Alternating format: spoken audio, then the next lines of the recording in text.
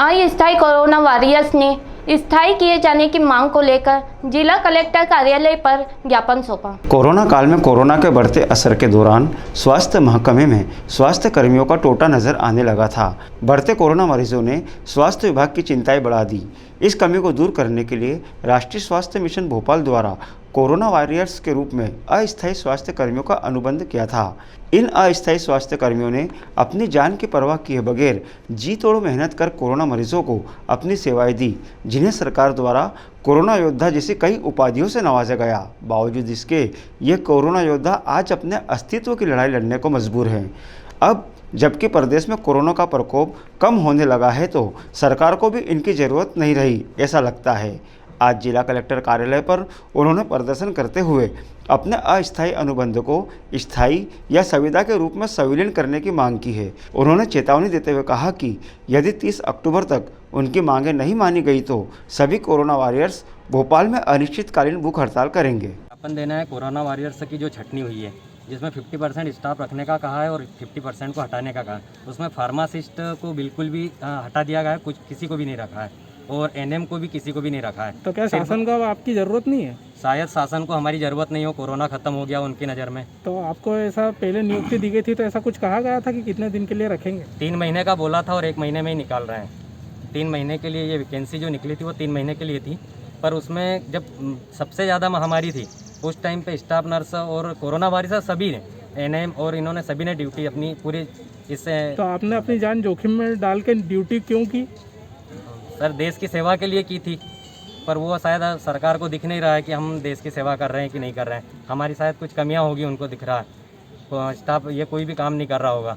Corona warriors में किसी को कोई ज़रूरत नहीं रही है। अच्छा, इस तरीके का और जिस तरीके से सिंहस्थ में जो वैकेंसी निकली थी उसमें जिनको ज्वाइन किया था उनको परमानेंट किया गया है और कोरोना वॉरियर्स को वो परमानेंट नहीं कर रहे हैं।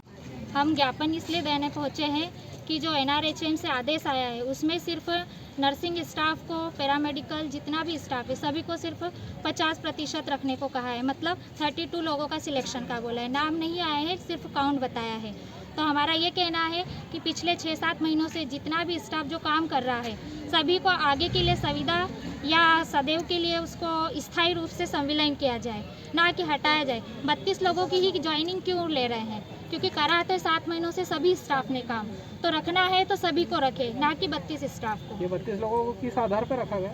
अभी तो हमें कोई इन्फॉर्मेशन नहीं है, सिर्फ काउंट बताया है कि 32 लोगों को रखा है, लिस्ट अभी नाम की नहीं आई है। ऐसे कितने कर्मचारी हैं? नर्सिंग स्टाफ में 63 स्टाफ है और बाकी डॉक्टर्स है, वार्ड बॉय है, एनएम है, ये स्टाफ सब, फार्मासिस्ट है, ये स्टाफ सारा अलग है। तो हमारा ये कहना है कि सभी को आगे के लिए संविदा या स्थायी रखे, ना कि उन 32 लोगों का ही सिलेक्शन हो, क्योंकि काम सभी ने 7 महीनों से कंटिन्यू किया है कोरोना महामारी में और आगे भी हम अच्छा हमारा आउटपुट देंगे, क्योंकि अभी कोरोना पूरी तरह से ख़त्म नहीं हुआ है, बढ़ने के चांस है। ये खुद अधिकारियों सर मैडम सभी को पता है, क्योंकि वो खुद भी पॉजिटिव आ रहे हैं। आगामी आपका क्या रहेगा अगर आपकी इन मांगों को नहीं मानेंगे?